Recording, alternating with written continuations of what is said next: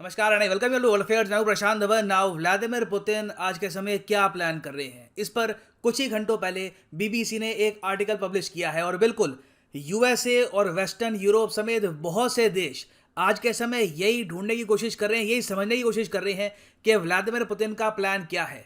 क्या पुतिन आने वाले समय में यूक्रेन पे अटैक करेंगे? क्योंकि अभी के लिए व्लादिमीर पुतिन ने नेटो को धमकी ये दी है कि हमारी जो शर्तें हैं ये आपको फॉलो करनी होगी। यूक्रेन के साथ अपने सारे रिलेशंस बहुत ही ज़्यादा सीमित तरीके से रखने होंगे। अगर यूक्रेन के साथ नेटो ने रिलेशंस बनाए तो रशिया यूक्रेन पे अटैक भी कर सकता है। तो ये क्लियर वार्निंग जो है ये रशिया की तरफ से आ चुकी है।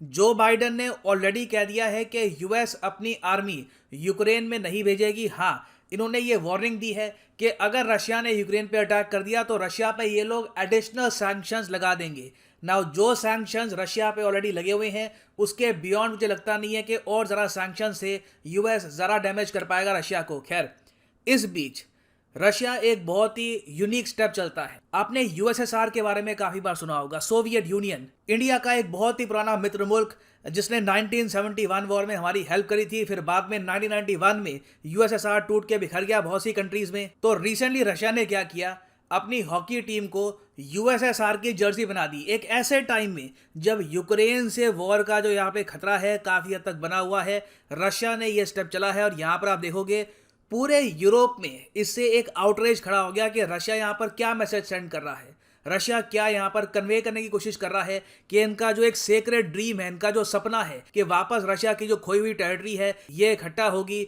यूएसएसआर को ये लोग यूनिफाई करेंगे।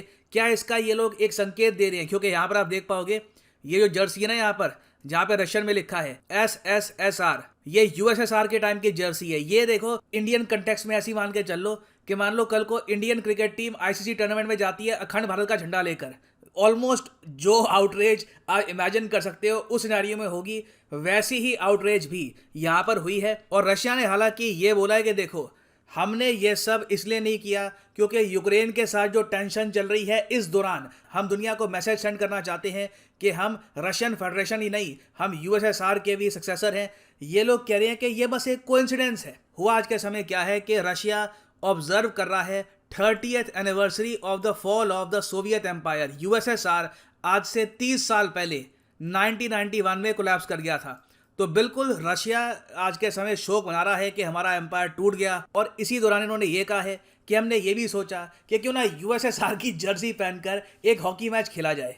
तो डिस्कस करते हैं इस वीडियो में कि क्या रशिया जेन्युइनली चाहता है कि यूएसएसआर वापस फॉर्म हो जाए, क्या ये पॉसिबल है और इसके जियोपॉलिटिकल रेमिफिकेशंस क्या होंगे ये भी हम डिस्कस करेंगे। मगर आगे बढ़ने से पहले आपसे एक क्वेश्चन पूछूंगा। क्वेश्चन यहाँ पर यह है कि यूएसएसआर मतलब कि union of Soviet socialist republics, ये किस ईयर फॉर्म हुआ था, किस ईयर शुरुआत हुई थी यूएसएसआर की?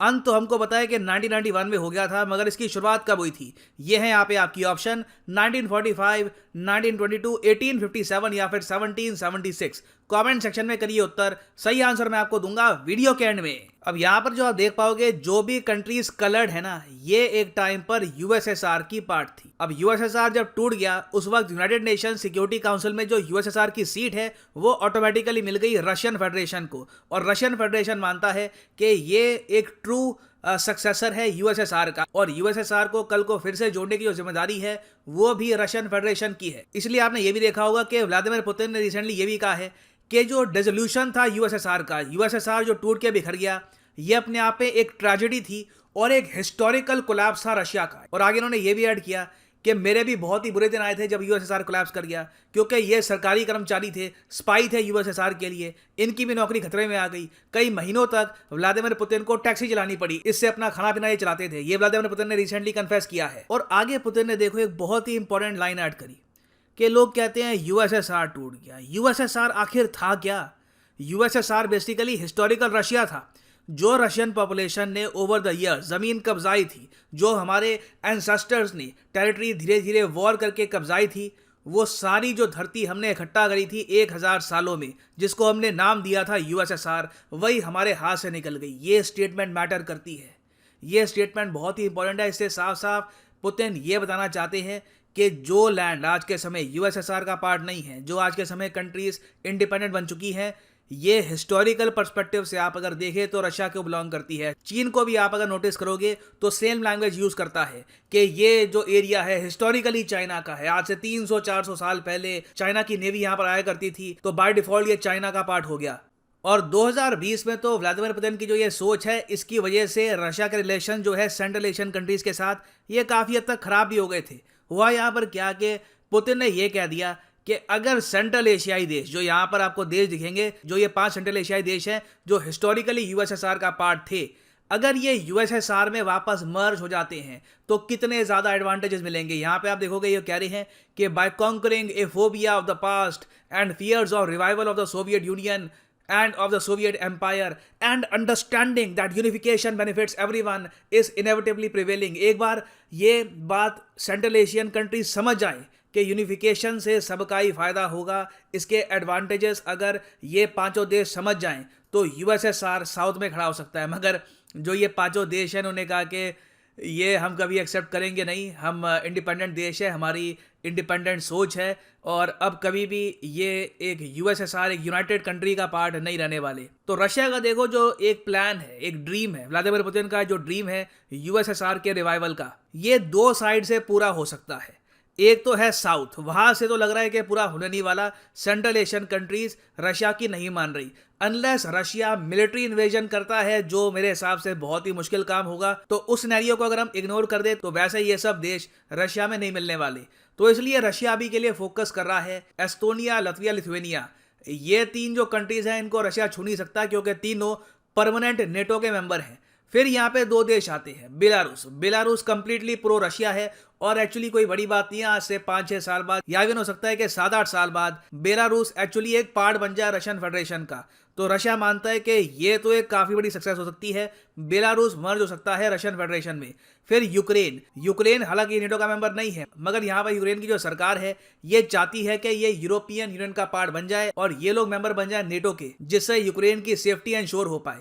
रशिया अभी के लिए लड़ रहा है यूक्रेन के लिए ही कि यूक्रेन ऑल टुगेदर हमेशा के लिए इनके हाथ से ना निकल जाए, क्योंकि अगर यूक्रेन हाथ से निकल गया तो कभी भी रशिया प्रॉपरली यूएसएसआर को रिवाइव करने का जो सपना है उसको साकार नहीं कर पाएगा। तो एक बार मैं ये भी बता दूं आपको, अगर यूक्रेन को लेकर नेटो अड़ा रहा, यूएसए ने यूक्रेन का सपोर्ट किया और तरीके से, तो कोई बड़ी बात नहीं है, रशिया वॉर भी स्टार्ट कर दे for the sake of Ukraine's land और आधा यूक्रेन हो सकता है कि रशिया कब्जा ले।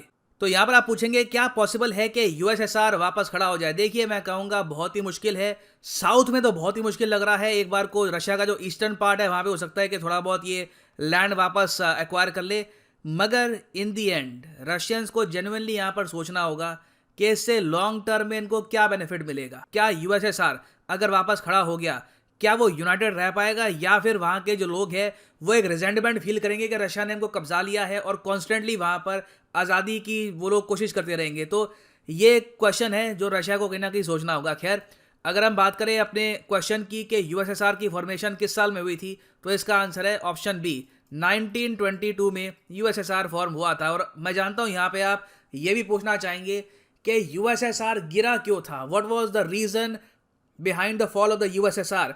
तो इस पर भी मैं एक अलग से वीडियो लेके आऊँगा हिस्ट्री लेक्चर्स में, जहाँ पे मैं आपको समझाऊंगा कि इंडिया के क्या रिलेशन थे विद यूएसएसआर और यूएसएसआर ओवरऑल क्यों गिरा। और फाइनली यहाँ पर मैं ये भी ऐड कर दूं कि अनअकैडमी के जो यूपीएससी कोर्सेज हैं इनमें एनुअल प्राइस हाइक आने वाला है, इनके प्राइसेस बढ़ने वाले हैं 23 तारीख को। तो उससे पहले आप अगर चाहें तो ये कोर्सेज परचेज कर सकते हैं, नहीं तो उसके बाद there will be a price hike. Comment section में जाओ, यहाँ पे आपको मिलेगा ये लिंक और यहाँ पे आप परचेज कर पाएंगे अनअकैडमी के यूनिक कॉम्बो कोर्सेज, जिसके अंडर आप यूपीएससी प्रीलिम्स, मेंस, ऑप्शनल तीनों की ही तैयारी कर सकते हैं इन अ सिंगल परचेज।